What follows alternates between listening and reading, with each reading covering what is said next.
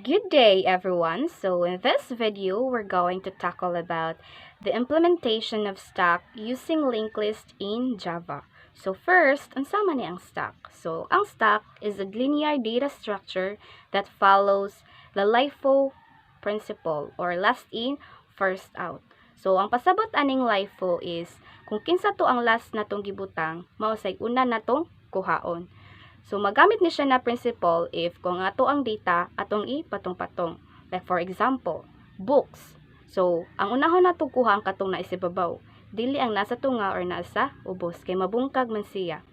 Kay ang stack manggod is dapat organized na data. So, kung kinsa to ang last natong gibutang which is nasa babaw, may una natong kuhaon. So, now let's proceed to our stack coding. So, makita ninyo naka-code na daan. So, karon akong buhaton is mag-explain na lang ko ani. So, una na code na to, mag-define gid ta sa class name na ginatawag na to stack as linked list since mag-implement man ta og stack using linked list. Then, stack node root. Then, sulod sa ato ang class, makita ninyo na ay stack node. So, ang kaning stack node, nag-define ni as static inner class na to. So, ang kaning stack node na to diri, nag-represent ni siya sa matag elements sa stacks. Ug naay duha ka members or variables, which is ang kaning data ug next. So, ang kaning data, mao ni ang mo-store sa value sa elements. Then, ang kaning next, mao ni ang mo-point sa sunod na element sa stack.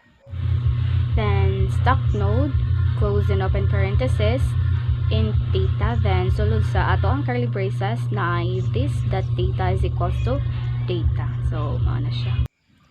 Then, next is public boolean is empty. So, ang kaning is empty na method, mao ni ang mo-check if kung ang stack kay walay sulod based sa examination whether the root is stack kay null. So, ni-use ta og if else diri. So, if ang root is null, so ang stack na to is walay sulod. So, ang ato ang method mo returns to true, otherwise it returns to false. So, next is public void push close and open parenthesis int data. So, ang kaning push method gigamit ni aron pag-add og usa ka element sa stack. So, mag-create ta og new stack node which is kani na diri with the given data. So, mo use gyapon ta og if else. So, if the stack is empty, so if ang ato ang stack is empty, ang ato ang root kay is equals to null. So, if kung null siya, ang ato ang root is mo set na pod og bag-o nga node. So, mao ni ang root is equals to new node. Then, if kung ang stack na to is naay sulod, so ang kato ang gihimo ni root na bag-o nga node, mahimo to og bag-o nga root. So, mao ni diri. Kaning stack node temp is equals to root, then root is equals to new node. Then, it is connected to the previous root gamit ang next pointer na to. So, this effectively add new elements to the top of the stack. Then, system.out.print, so ang kato ang gi-push na to na stack. So, karon ari na sad ta sa public int pop. So, ang kaning pop method is gigamit ni siya aron kuhaon og balik ang top elements sa stack. So, ganina kay nag-add man ta, so ang kato ang gi-add na to atong kuhaon og balik. So, before pa ana, i-check sa nato atong stack if kung empty ba siya. So, mo use ta og if else diri. So, kay kuhanon siya, empty man siya, so gi-print nato siya as stack is empty. So, mo return ta sa integer mean value. So, if ang stack na to is naay sulod, kini ato ang kuhaon ang data sa current na root. So, ang ato ang update na sa root is mo point na siya sa sunod na elements. So, ang sunod na elements ug mobalik ang katong gipap na to nga value.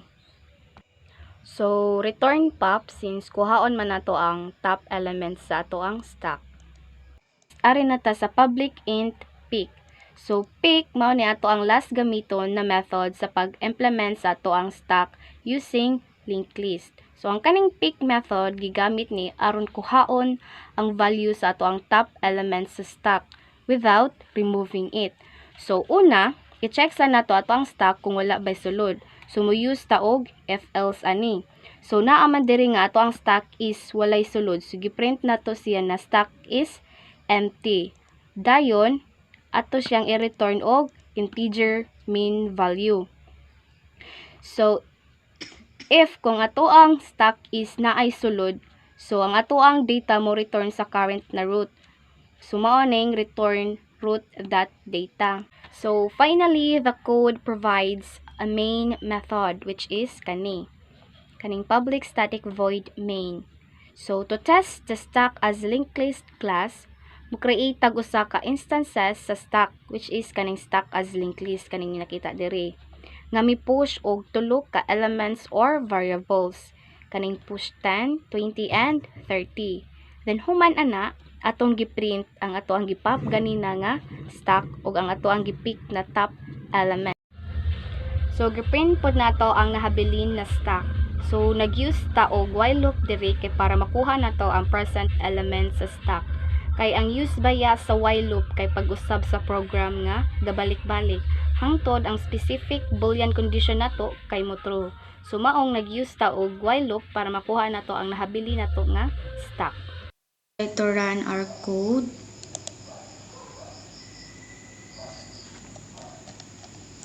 So mo ni ang ato ang final na output sa ato ang code. So ang kaning 10, 20, 30 push to stack dinhi diri ni siya makita sa ato ang push na method which is diri na part. Then sa kaning ang kaning 30 pop from the stack. So nganong 30 man ang na-pop na element kay siya man ang ato ang top. So nya sa stack pa yan na atay gi-follow na principle which is ang LIFO. So kung pasabot ani, kung kinsa to ang last natong gibutang, mao say una natong kuhaon. So sa code nato dinhi sa kaning 3 nato ka elements, ang 30 man ang naa sa last. So siya ato ang ipop na elements. Pop naman nato ang 30. So ang top na pointer nato mobalhin ni siya sa previous na element na node. So sa diri sa code nato ang ato ang top dinhi is ang 30 man. So kay gipop man ni siya. So ang 30 mo point out sa ato ang previous na node which is ang kaning 20. So ang 20 mo na ni ang mahimo natong top element. So mao ning top element is equals to 20. Then sa kaning element present in stack, so diri ni nato gi print out sa diri na part. So giunsa man ni pagkuha. So gamit ang while loop method, si while ang nagsigi og pop.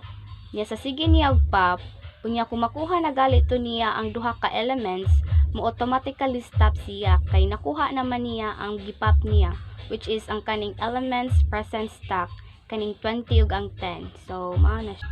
So mao to ang ato ang code sa pag-implement sa ato ang stack using linked list in Java. So that's all and have a good day.